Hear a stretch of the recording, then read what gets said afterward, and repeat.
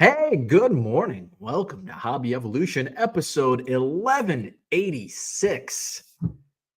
Cheers to a Sunday. I was really worried. I almost put a post in the Hobby Evolution Facebook group. If you're not already uh, a member or joined or whatever, liked, whatever you do in Facebook groups, check it out. Hobby Evolution. Type it in your Facebook search bar. A lot of great content, a lot of good questions are answered. If you have questions, many people are there to help. Great community. Check it out on Facebook, Hobby Evolution. I was about to post last night on Hobby Evolution because I was absolutely miserable starting late at around 4 o'clock. It hit me. Allergies. Oh, and you can probably still hear I'm still still a little stuffy this morning. Thank you, Uncle Rich. There's the link to Hobby Evolution on Facebook. Um, so I almost put a post in the Facebook group last night that I don't know if I'm going to be able to go live tomorrow because I'm absolutely miserable. But I took some Dayquil, I think, which helped a little bit. Um, I didn't have any NyQuil, so I didn't take anything.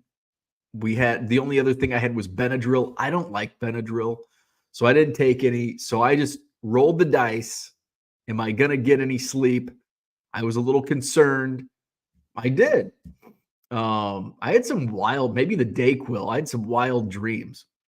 But I got some decent sleep. Here I am. I feel stuffy, like I feel like allergy, but I'm not sneezing. I may have to run up and blow my nose at some point during the show, but not as bad as I was expecting it to be. I didn't spend, and my wife's like, you weren't outside a lot today? And I'm like, well, I mean, I was out a decent amount. I was out all day Friday or all afternoon into the evening. Um, and then I started taking some breaks because I could tell my allergies were getting worse and worse throughout the day. So I shipped in the morning, and then I ran to the post office, took Biscuit for a walk. We met a new dog, Sherlock. We met a new dog, Sherlock, a black lab. And I could tell we're like, usually Biscuit is not dog friendly, like to other dogs. Like she'll sniff. And then if the other dog, she likes to give, not receive, I guess. She gives sniffs, but she doesn't like getting sniffs back. She's not a team player. So she'll usually don't sniff me. I only can sniff you. That's Biscuit. So but the black lab I could tell was like wanting to play. Did the juke move. I'm like, okay, let's go sniff the black lab. And so they and then they started playing and they had a good time. Sherlock the black lab. Nice pup. So took Biscuit for a walk, and then I came back in. I'm like, it is such a beautiful day. And I could tell it's a beautiful day, but the allergies are pretty bad. The pollen's pretty high. I can tell the pollen's pretty high, but pollen be damned, allergies be damned. I'm going to spend the day outside because it's too beautiful. I think yesterday morning, I'm like, I took half a day yesterday. So I got to grind it out today. Guess what? I did, because I was miserable towards the end of the afternoon. So I did grind it out a little bit more in the basement. But so I came back and I'm like, it's really nice. I need to get so I planted my garden on Friday night and put all the vegetables in and the marigolds to keep the bunnies out. But I didn't put the cages up. So I'm like, I'll do that Saturday. So but I have more vegetables, but I have a bigger garden than I used to. So I had to get a few more cages. So I'm like, I'm going to run to Menards. And I also wanted to get a hummingbird feeder. And so I went to Menards. My wife needed some soil. She's got flower pots in front. My wife's in charge of the flowers. I'm in charge of the vegetable garden. So I picked up some soil. because her mom came over and they planted some flowers. Actually, I don't think they planted flowers. I think my mother-in-law just came over to like assist placement of the flower pots. My wife's going to plant the flowers today. So I went to Menards, got that stuff, got some cages, and then I've been looking forever, and I've never been able to find good cucumber, like trellis type things, so the cucumbers can grow up. Apparently, I'm not looking hard enough because they were there. So I got 3 of those for the cucumbers, and then some super heavy duty cages for the tomatoes, because I've noticed like you get like the thin tomato cages and the tomatoes overtake them and they're worthless, or a storm comes in, they're weak. So I got a couple strong tomato cages. Got a hummingbird feeder. And so I put the hummingbird feeder out. I'm Googling how long does it take for hummingbirds to find a new feeder? And it's like, it could take a couple hours and it could take a couple months. And I'm like, I don't have a couple months. Where's my hummingbirds? But last night I took a shower just to wash the pollen off. That was my wife's idea. She's like, maybe you should take a shower because you probably have a lot of pollen on you from being outside. I'm like, that's a really good idea. I'm going to shower. So as I was looking out the back window down here, there was a hummingbird at the feeder last night, 6 o'clock, 7 o'clock. I put it up at 2? So it was like 5 hours. So my first hummingbird last night, I'm excited. Got a hummingbird. I was excited when my wife. So after I finished all that in the afternoon, my wife and mother-in-law had gone to the nursery, not the baby nursery, but the flower nursery, to get flowers and stuff.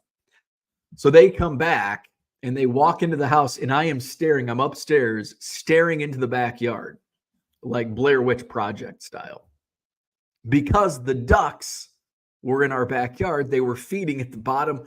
When the birds eat out of the bird feeders and the stuff comes down, the ducks were like eating the scraps on the ground. And I'm like, the ducks. That was my one of my goals. I wanted to feed the ducks, but the ducks are very skittish. And I've read, and everything on the internet is true, I've read that ducks can see faces, and I'm like, I want the ducks to know me, so they are comfortable with me and I can feed them. So that's one of my, that's pathetic, but hey. So that's what I did. So when they came, my allergies were already starting to affect me. That's why I came inside and watching the ducks. And so they were outside, and I'm like, I'm just going to take like brief, like I'll go out, help as needed, and just take like brief trips outside. So I came outside, helped. I had to move a couple flower pots and go back inside, blow my nose, come back outside. I had turned the back spigot on, but it's annoying as hell. My front spigot, the water turn off, like you turn it off for winter.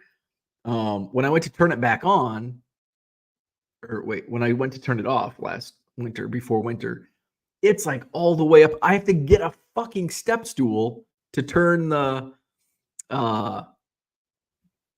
water off and on. So that's annoying. So I hadn't turned it back on because I didn't have a step stool down here. So I had to turn the hose on.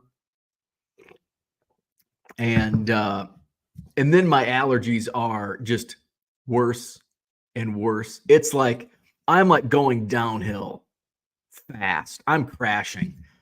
So I'm blowing my nose. I think I blow my nose with toilet paper a lot of times. And I think that's because when I became an adult, I worked in radio. And when you work in radio, you make zero money. So you have to if you want to drink beer, you can't eat. It's one or the other. You either drink beer or eat dinner.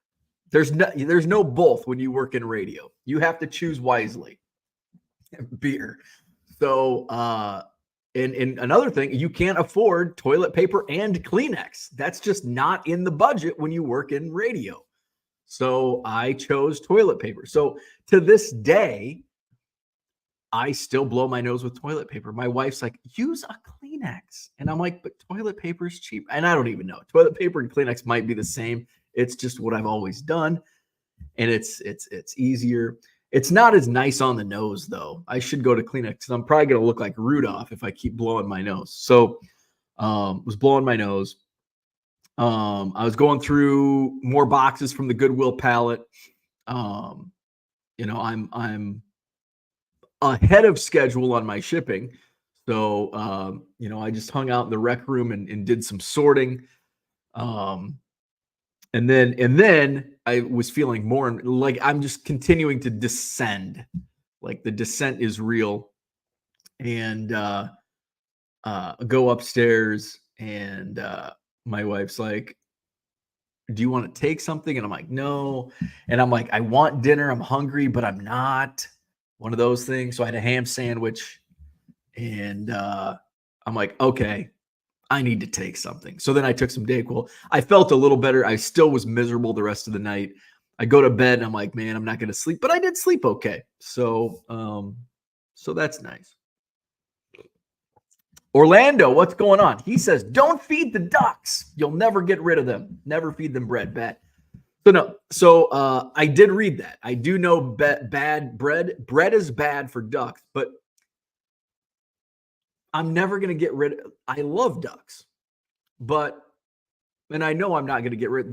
There's a pond right in my backyard, so I know the food will probably attract them. That's okay. I want the ducks in my backyard. I love ducks. The geese. I don't want geese. But geese seem to come along later. Like right now, it's duck season, and it feels like last year it was the geese that came on like by the end of summer, or maybe mid to end of summer. There was just hundreds of geese. I like the ducks. I have named the male Howard. I think Lana is a good name for the female duck because it's a husband-wife combo.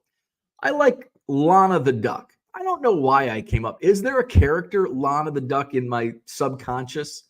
Lana, Howard and Lana, or maybe that was like my grandma's friends were Howard and Lana. Howard and Lana sounds like a cute couple. Duck season, wabbit season. We've got rabbits. My neighbor has a huge flower garden, and I believe the bunny family is nesting in there. There's a little baby bunny, at least one, probably multiple. But I haven't seen them in my garden, so that's good. Bunnies haven't been eating my lettuce lately. So that was my day. I did list as I was suffering on the couch last night. I was listing a few cards. I listed, I don't know, a dozen cards on eBay last night. I was going through one of the it was the garbage bag, one of the garbage bags of cards. Now, the funny thing is all of the cards in the garbage bag were penny sleeved. And I think I'm going to keep that box around. I was going to just bulk. It was going to be part of the, if I ever get rid of bulk. But I'm like, there's a lot of value in the penny sleeves here. There's thousands of penny sleeves here. But you have to take the cards out. So I think I'm just going to leave that box. And if I need penny sleeves for, I don't know, quarter boxes or whatever, dollar box stuff, I'll have those. But there was a lot of good stuff. Once I got to the bottom, once I get to the bottom, there's the good stuff. And nothing crazy. I think probably the best card was an opening day short print, The Walk This Way. It's Max Muncy, so it's not a big name, but it's still probably a $15 to $20 card. It's in my eBay store for $20. I think one sold a couple months ago for $20. They're not fast movers. They're not super liquid, but they are sought after. It's not something I'm going to list today and sell tomorrow, but it'll eventually sell. And then there were some of those medallion cards. There was a Trout and a Tatis. I listed those in eBay last night. Those are really cool, the helmet relics. I may list more just to see if there are, because I know there are collectors out there, the manufactured relics of the batting helmets, because it's really cool. You can take the batting. I know some collectors cut them out and use them as like standings placeholders and like the helmets. So thought about listing some of them, and obviously there would be a bulk deal if somebody came in and bought, a whole bunch of them. If selling them individually, I'm looking at $7 to $10. I think the Trout I had at 15, or best offer. But if somebody says, "Hey, I want the Royals, Angels, Mets, Giants, Yankees, Braves, Marlins," and I'm like, "Okay, I'll do, we'll do a bulk deal." So, because there's a whole bunch of them. So, check out my eBay store, link in the description. Scrolling at the bottom of your screen, 99centcards.com. 7 or more at regular price, you'll save 25% at checkout. So check that out.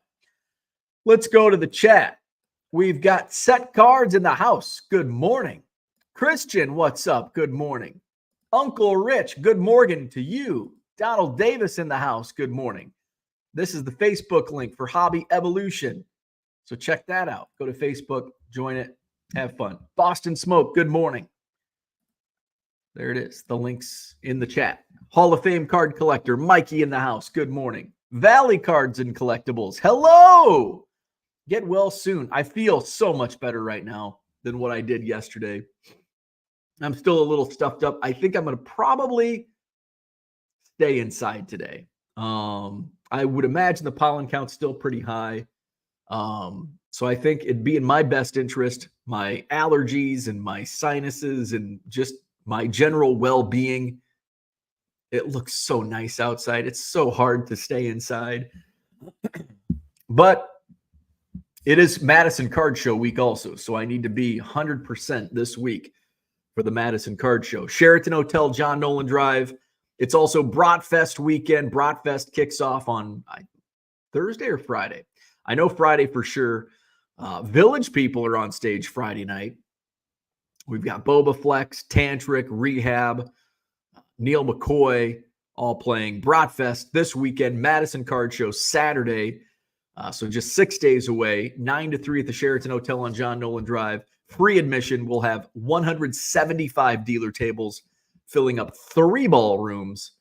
So come out and see us this coming Saturday. Mikey has a question. Are your impressions down as well, but sales up? What does that mean? Well, it can mean many things. Typically, when your impressions are down, but your sales are up, that can mean that people are finding your store through your links. Maybe it's followers, a lot of repeat customers can drive sales when your impressions are down. Impressions just mean that people can see. Impressions are more like a view. And we've talked about this, I try to mention this quite often because there's always a disconnect between I don't have any views on this item. That doesn't mean it. It really doesn't mean anything. A view just means somebody clicked on your item. An impression is actually a view. So if you're looking up 1990 Upper Deck Ricky Henderson and you're scrolling through to see all the Ricky Henderson cards, people are seeing your listings. That's essentially a view, but that's not what a view is by eBay standards. Those are impressions. Now, once somebody clicks on your listing for a 1990 Upper Deck Ricky Henderson, that now becomes a view.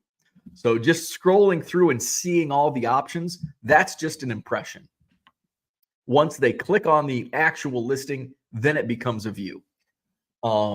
So there can be many reasons. Your impressions could be down if you've scaled back your promotions. If you were once promoting at 10% or 12% and you're like, I'm going to go back to 5%, that's going to cut your impressions down. your listings are just not as visible. But it's good if your impressions are, I mean, we want our impressions up. We want our impressions up. We want our sales up. Sales are what matters. So it's certainly not a concern. If your impressions are way down, I would certainly keep an eye on it, because your sales aren't always going to stay up if your impressions are going down. Usually there's a correlation between impressions and sales. So I'd keep an eye on it. But right now, if your sales are up, that's a good thing. Sales up is always good. Impressions up or down, not necessarily good or bad, but something you should keep an eye on just in case. Personally, for my store, my impressions and sales are both up. Now here recently, let's see. Let's just look at my traffic. Let's just so in the last 30 days, my impressions are up 12% over the last 30 days. Now let's do the last 2 weeks. Let's see. We go Friday to Friday. Oh, hold on. Last 2 weeks, my impressions are up 23%. Last 7 days, my impressions are down 11%. Now, there's a reason behind that. Bowman. So that's why my impressions in that early April, my impressions were way up. Last 7 days, my quantity sold is down 40% from the previous 7 days. Bowman. So that's why my numbers are the way they are. So, if a new release came out and I ripped and flipped tomorrow, my impressions would go right back up, because people are looking for 2020. People 2 weeks ago were looking for 2024 Bowman. Not as much today. Orlando's in the house. Good morning to you. Cooter's here. What's happening? Good morning. Brian Wolf, happy Sunday. Did anybody go to any card shows this weekend? There was a big show in Schaumburg this weekend. More of an autograph show. And they did one of these last year, but from I wasn't there, but from reports of people that were there, more of an autograph show than a card show. I think last year there was maybe 75 tables of cards. That's secondhand. Can't confirm it with my own eyes. I did talk to somebody who was there Friday, said there was maybe 100 tables, but it was mainly an autograph show. There were big names. Dr. J, Julius Irving was there. Shota Imanaga, after his start Saturday afternoon, went out to Schaumburg, signed autographs. How about that? Same day as you start. Who else was there? Allen Iverson was there. There was a lot of big names at the show in Schaumburg. So big autograph show. Here comes a sneeze. Will it come in threes?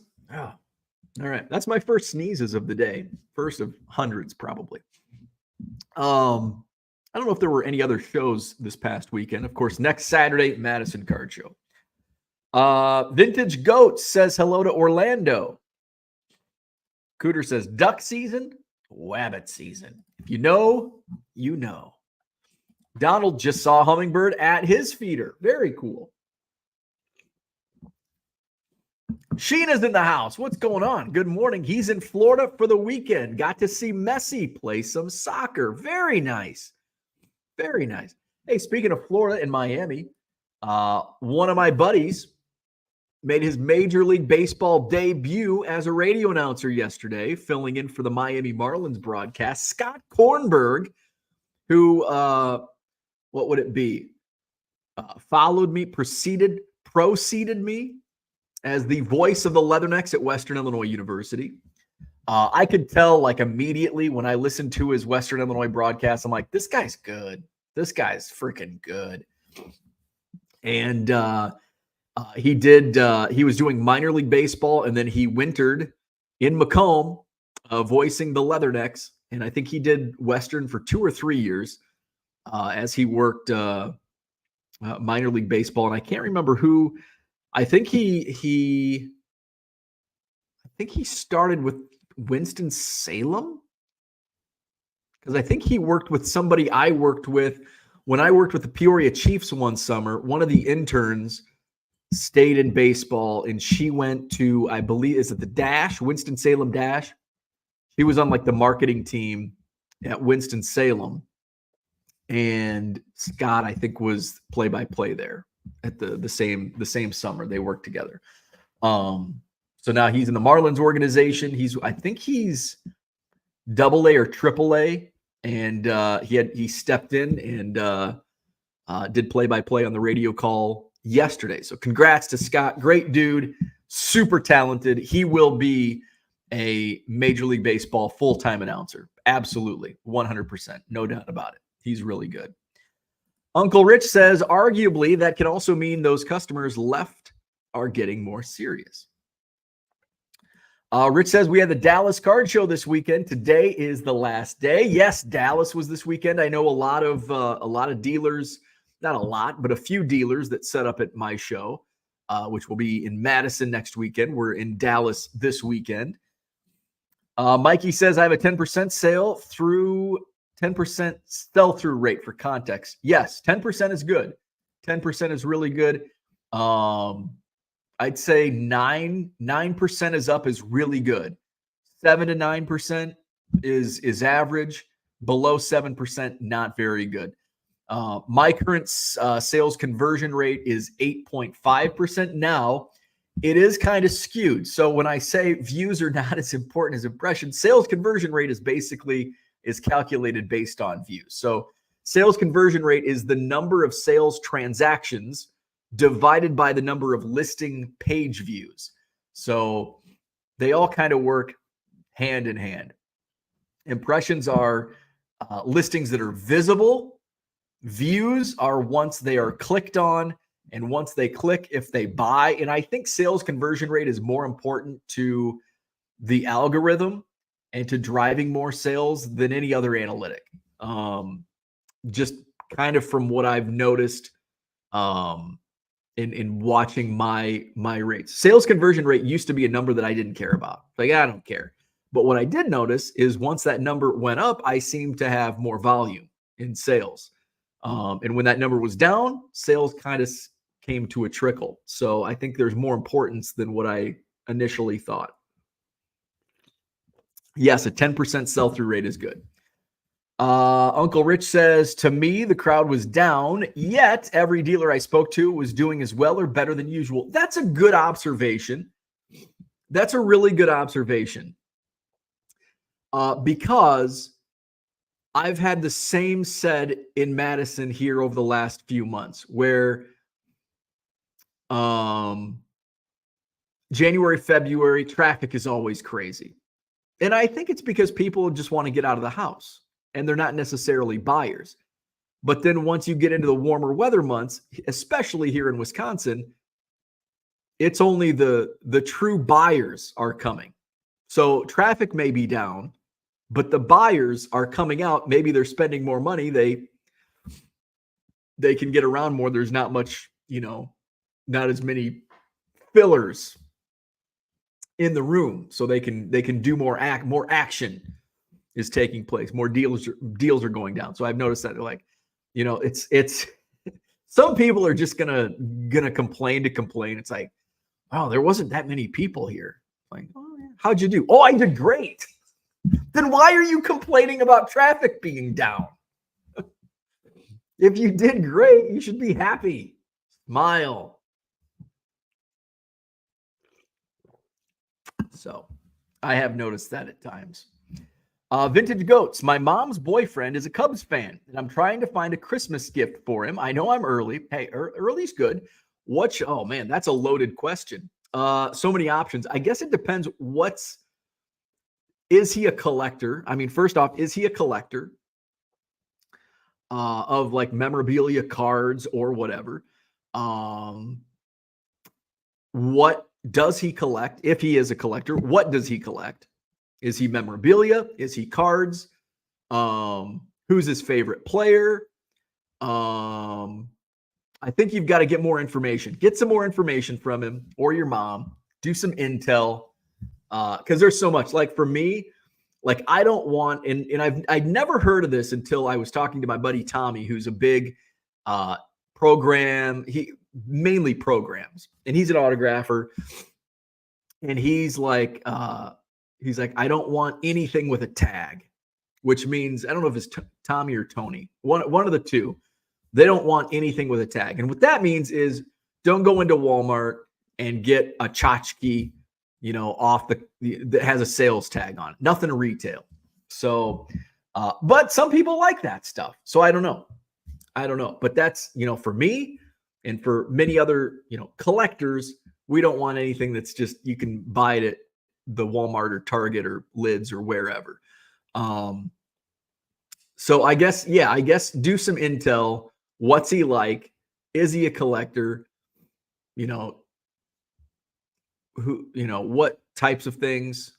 Because there's so much and something, I always want like the rare stuff, just speaking from my own, like I want rare stuff.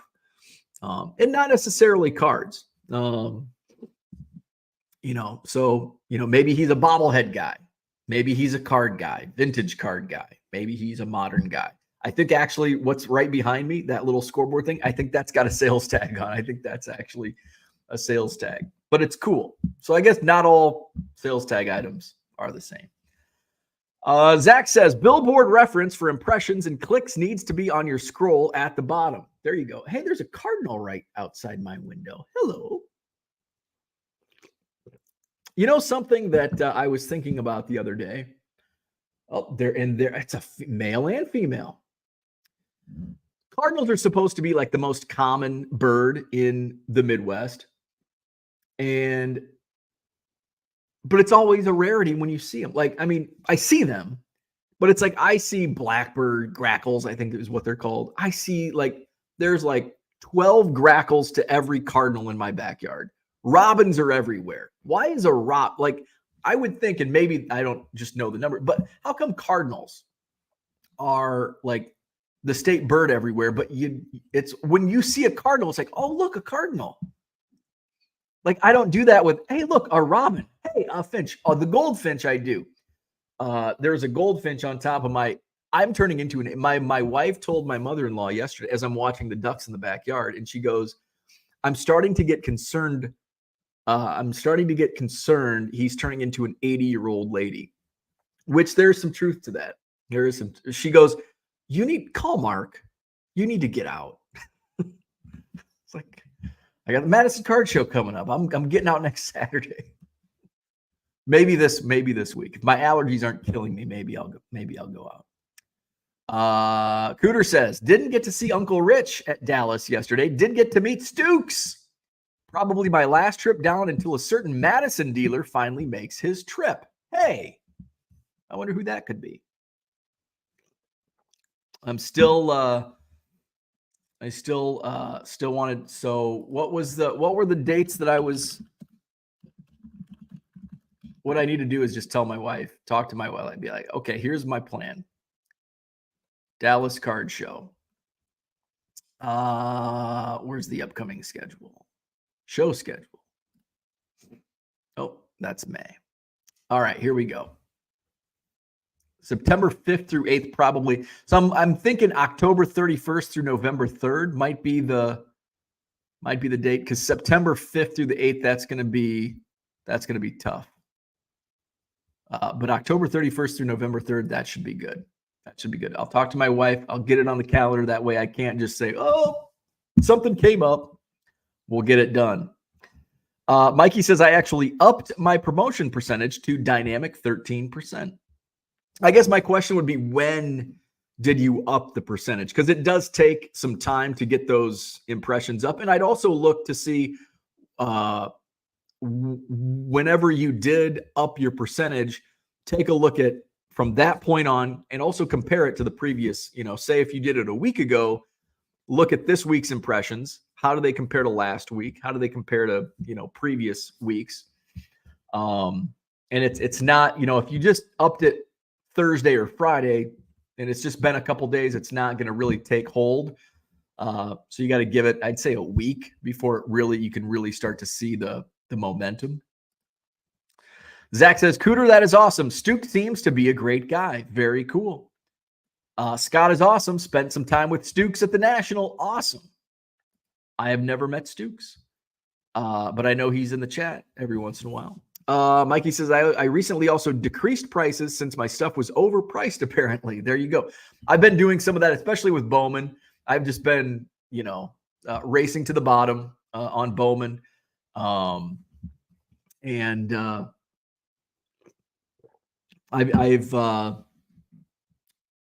dropped prices on some other stuff that's like, well, that's been in there for a while. This isn't the market anymore. Which I used to never do, but now I'm finding it easier to do it using filters on my phone in the eBay app. So now that I've figured it out, it's a little easier. Mikey says, how do you get autograph guests for a card show? Spend a lot of money. They're expensive. Spending a lot of money. So when I first started the Madison Card Show, an autograph guest was something for me as kind of a marketing ploy to get people in the room. Like, hey, come see XYZ athlete.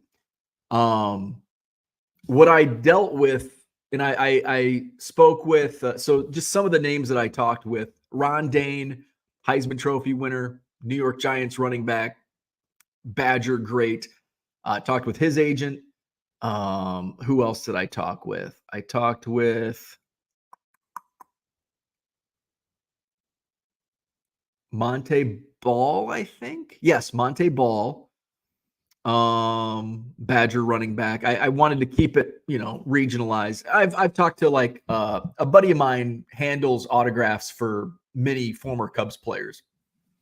And so I've talked, and he wants to come up. He actually came up to one of my recent card shows just to scope it out. And one of my ideas would be to get like a bunch of, former Cubs, because there are a lot of Cubs fans here in Madison, and do kind of like a Cubs day. The problem is I don't have space. The thought process was, when I was thinking about doing this was doing it in the State Street Ballroom. Well, now we've filled that room also with dealer tables. And it's like, no. And it's also with baseball, and especially if they're still involved with the sport, you're really confined to like November, December, January. That's it. You have 3 months. And typically my shows run Thanksgiving weekend. Well, that's kind of tough for a lot of people, especially if they're traveling in Thanksgiving weekend. December is around the holidays. And then January is kind of the only one that would work. So fortunately, Madison has not had an issue with slower traffic or a need for autographs. And it's something I would also have to get volunteers to help out, hire people to work the show, because I could not do a show, run the show, and have an autograph room at the same time by myself. That would just be a recipe for disaster. So the bigger name, people are like, how come no shows have Giannis? It's because Giannis is like $50,000 to have him do an autograph signing. So some of them are really, really expensive. And that's why you only see autograph signings of those types of names at really big shows. So yeah, it can be, sometimes it can be like say there's a former player that lives in the area and be like, hey, you can just probably find him on Google or social media. And a lot of times there's a circuit of guys, Denny McClain, rest in peace, Bobby Hull, and credit to their agents, their publicists, or whatever their titles are. They hustled because they reached out to me constantly, like, hey, Denny McClain can sign autographs. Like, So there's many ways to go about it. Jeff's Card Journey. Good morning. Looking forward to the DuPage County Fairground Show, 200 tables, end of June. Yes, and I will not be there. My buddies, Mike and John, they also run the Janesville show and the Rockford shows. They're running the DuPage County Fairground Show. So that is not on I think the only show I'm doing in June. June is June, July are just crazy months for me. So I'll be doing Janesville on June 9th. Madison card shows on June 22nd. I'm just going to limit it to those. Actually, I think the DuPage might be the same day as the Madison card show, June 22nd. Or no. It is the last weekend. So I was able to avoid conflicting with DuPage County. So so that's June. What would that be? June 29th is DuPage County Fairgrounds Show. And I will be doing, is that the week? That's right after the Club 400 reunion. So, I'll be gone 2 days during the week for that. So, and then I'll be getting ready to go to, actually, we're leaving for Switzerland on Monday. So no, certainly would not work with my schedule. Jody's in the house. Good morning. I went to the St. Pete show yesterday. I thought I would have left in 30 minutes, spent over 3 hours. Hey, that means must have been a good show. Mr. Archer's in the house. Good morning. Sheena went to Schaumburg Friday. Definitely a small show, about half cards, half. That's another thing I heard. I did hear it was a lot of memorabilia, which I guess is not surprising for an autograph show. Typically with autograph shows, there's also a lot of memorabilia dealers. So I guess that's not surprising. Red Light 34 is in the house. Good morning. He says, hit the like button. Thank you, sir. Johnny M., good morning.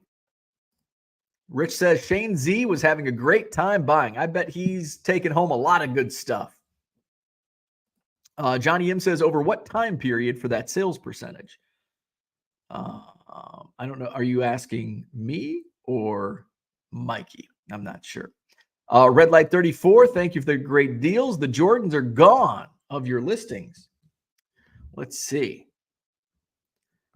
You beat Low Roller Scratcher for reporting my sales. Oh, I sold some Pete. Whenever I sell Pete Rose cards, I know who the buyer is. Hey.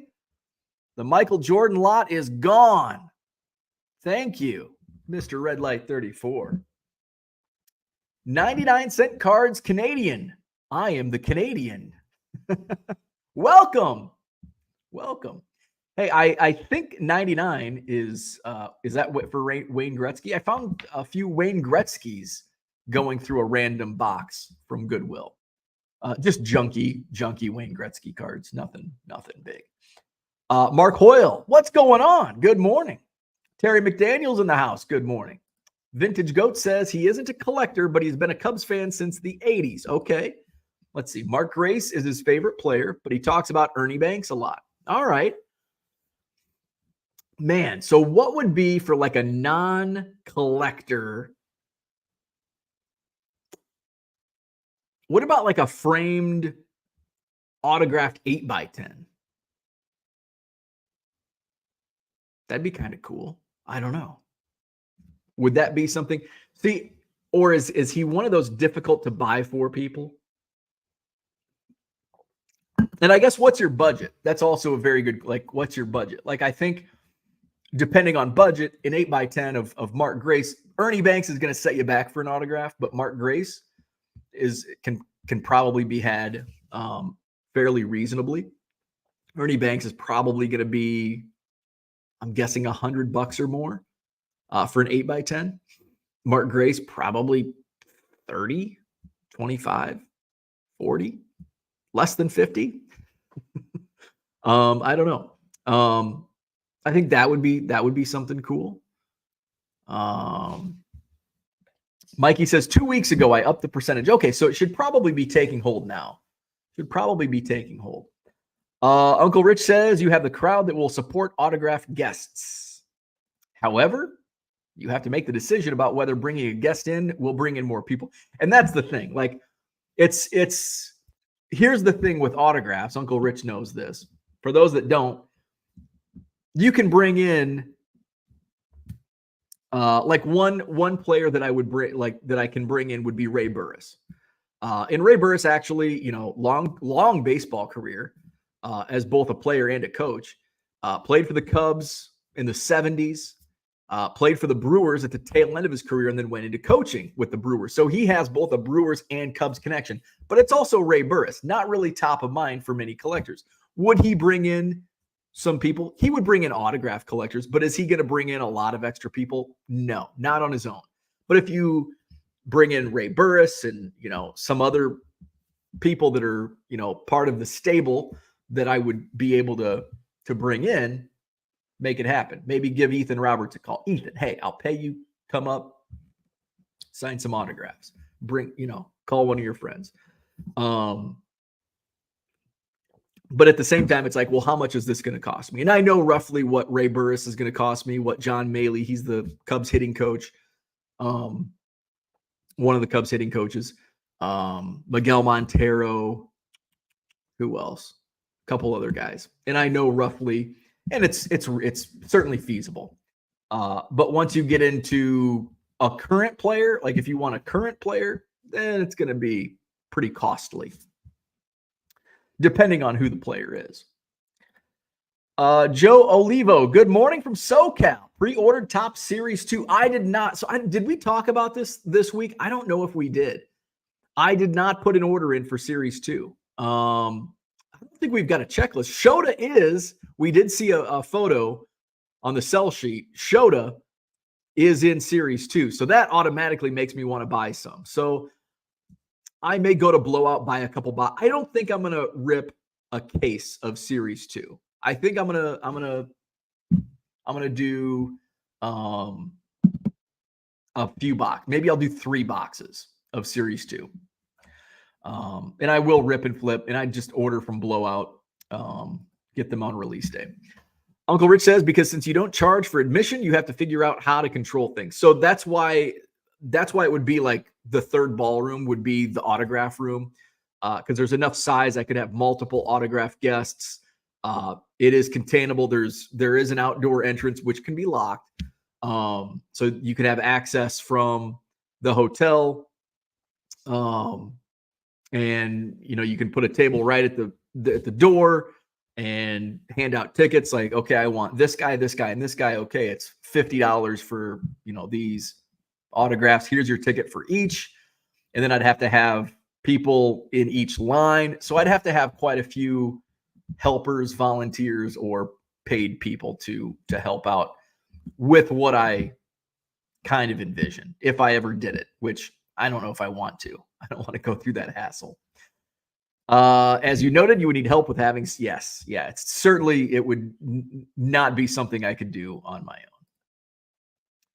own. Red Light says, thank you for the Jordans and other cards. No, thank you. I appreciate that. One thing I did was cap the guest at $5.99, even if they wanted $1K. I would explain that if I handed that $5.99 in a check, there was no reporting needed on either end. Brian, what's up? Long time. Good morning. But with $1K, you'd have to pay taxes, and I'd give you the $10.99. Uncle Rich says, and there were some athletes who got nailed on tax evasion back in the day for autographs. Yes. Porter's in the house. Good morning. I missed a show recently that featured my boyhood idol, Vince Coleman. Vince Coleman. If I recall, Duke Snyder and Darryl Strawberry. There you go. McCovey Snyder pardoned. Autograph show tax evasion. Uh-oh. There you go. Some links from Uncle Rich. Forgot about Willie Mack and that problem. Vintage Goats says my budget is under $100. Okay. That's Mark Grace. You may, let's just go to eBay and just see, because I'm curious on what Ernie Banks 8x10 would be. Ernie Banks 8x10 autograph. And you want it to be okay. Oh, hey, here's one on eBay. Ernie Banks. This is pretty cool.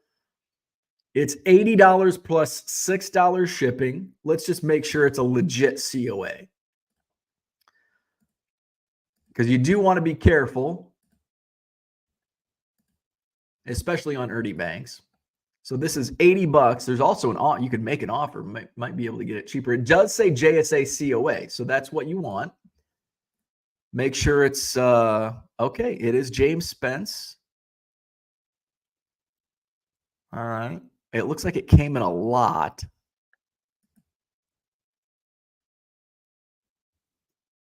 I guess you'd want to see, is there a hologram on I'd be a little wary. I'd be a little wary on this one because I don't see the Spence hologram on the actual photo. It's just a letter of authenticity with it. So I'd be careful on that one. But it looks like you might be able to find. Oh yeah, here's one.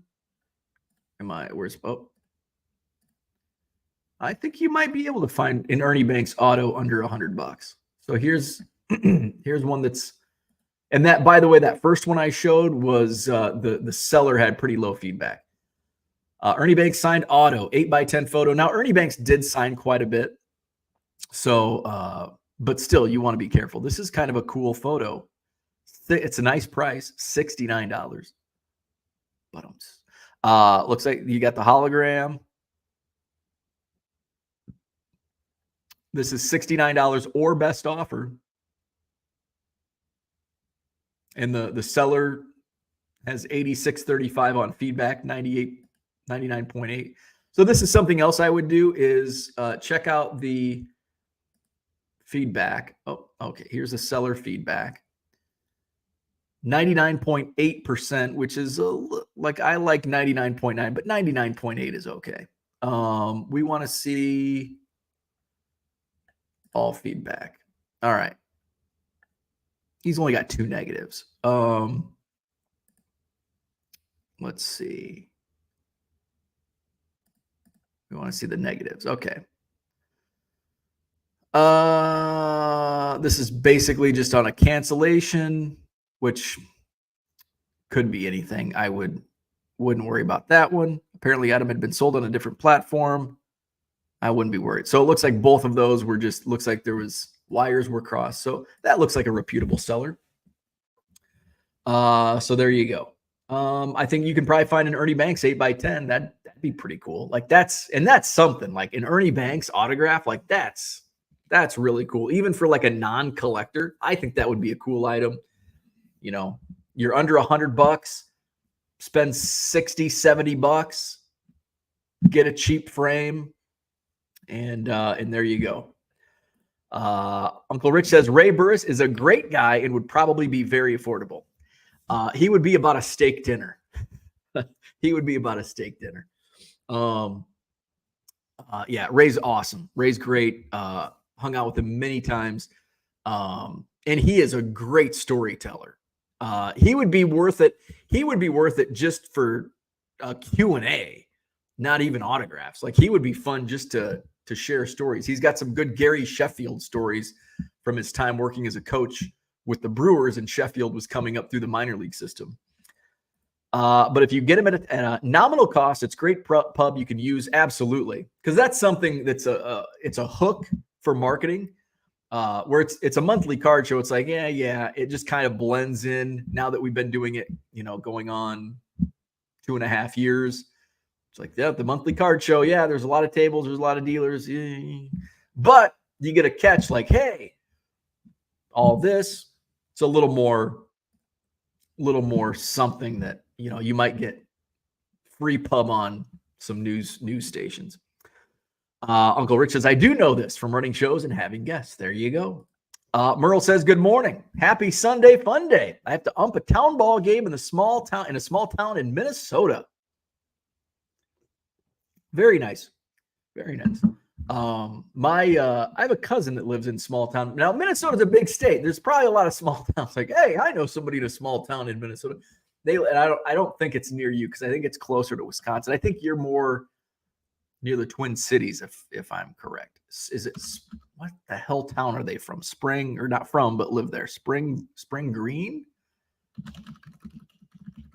I know that's a town and not too far from me, but I think it's down in the south east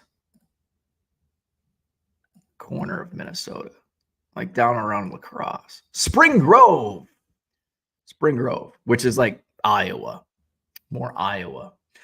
Vintage Goat says, I have an auto of Jeff Ridgway. He's pretty much the worst Braves pitcher ever. He gave up 9 runs in a third of an inning. Got it for free at a card show. Very cool. Those are the affordable autograph guests at card shows. Joe says, I see on TCDB that some card prices auto-populate. Where do these values come from? That's a great question. Are they accurate? No. Do they change? I don't know that. No, not very accurate because I have, and it's also what's a true value of a card? Because I think a lot of TCDB pricing comes from sport lots. So you have a card that's listed for 20 cents. Well, I could sell that card on eBay. I could sell this Ricky Henderson 90 Upper Deck on eBay for $1.75. Is it worth $1.75? No. You go to Beckett and it says it's worth 10 cents. You go to Sport Lots, it's 20 cents. What's the real value? A lot of cards, it's like, well, it's up for debate, I guess. So I think they get their prices from Sport Lots, and a lot of stuff doesn't have prices. Like I have 8,000 or 9,000 of my Cubs listed on TCDB, and a lot of them don't have prices. It's like, how much is my collection valued at? And it's like, and I've got like a lot of my good stuff listed. It's like, this is worth a lot more than whatever it says on TCDB, because most of it's, rare stuff that's obviously not going to be listed on Sport Lots. And which I think, I don't know if Zach and Porter are still in the chat. Zach is pretty good with really good with TCDB. So my 9,177 cards, TCDB value is $5,827, which it's probably worth a lot more than that because of what I have posted. It's not just a bunch of commons. I have like my rainbow stuff and my Dylan Cease collection and my pre-war stuff and just a bunch of stuff. But then there's also like, I have a lot of Ernie Banks on there, and some of them are like $1.50. And it's like, well, is this really $1.50? Or, it's like you could get it out of a quarter box at a card show, but I could sell it on eBay for $2. Like, what's the real value? Is there a place I can look up card values by set, but shows the individual card values? Again, I guess it depends on, it depends on, I don't know. It just depends. eBay sold listings show what it's actually sold for. But again, is a 1990 Upper Deck Ricky Henderson actually worth $1.75? Somebody bought it for it, but you could list another one and it might sit for a year. If you put it in a quarter box, it might sit for a year. I wouldn't buy it for a nickel, but somebody would buy it for $2. It's like, what is the true value of a card? And that's what I've always, with quarter box stuff, that's always been like a point of like, well, I can sell this 84 Topps common on eBay for $1.75, but you could put it in a quarter box or a dime box and nobody's going to buy it. But it's also the audience. Millions of eyeballs on eBay, tens on a card show in a quarter box or dime box. If they're even seeing it. So there's really not a good answer to that question. Fergie Jenkins is always a good Cubs auto to buy at a very reasonable price. T206 kid. There you go.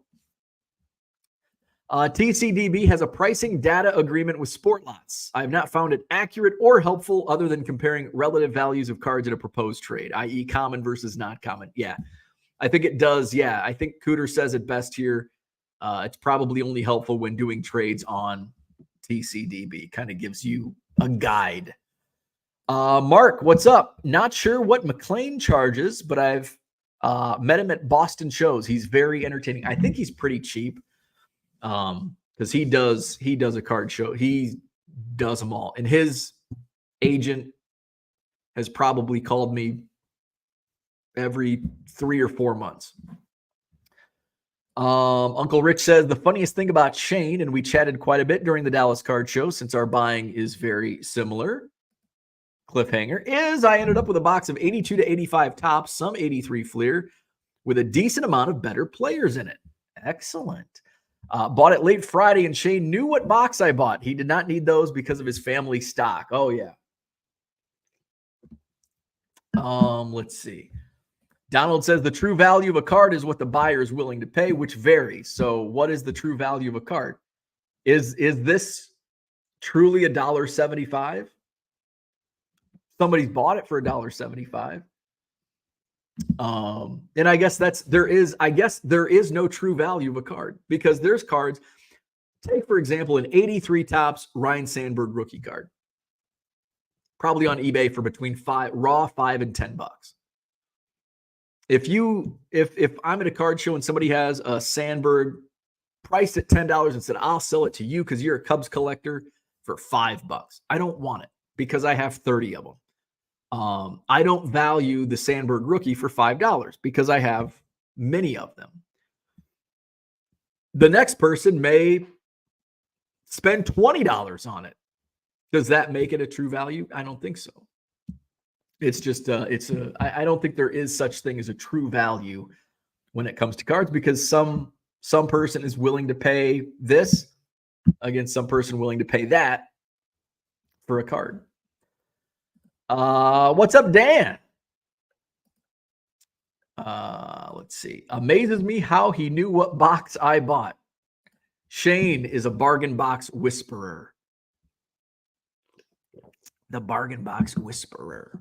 So that's what I had for today. Hit the like button if you haven't already. Subscribe to the channel. Visit my eBay store like Red Light 34 did. Nice purchase. Thank you. 99centcards.com. 7 or more, you get that 25% discount at checkout. Link also in the description.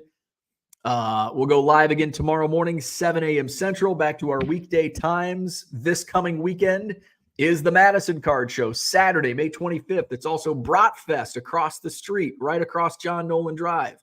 Check out Bratfest.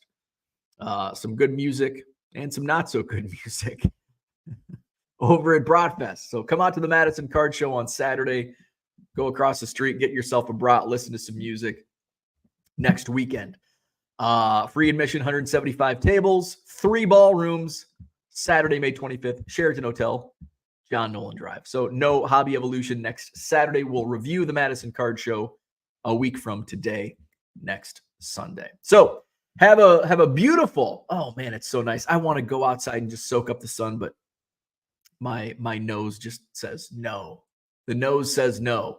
All right. Have a great one. We'll see you tomorrow.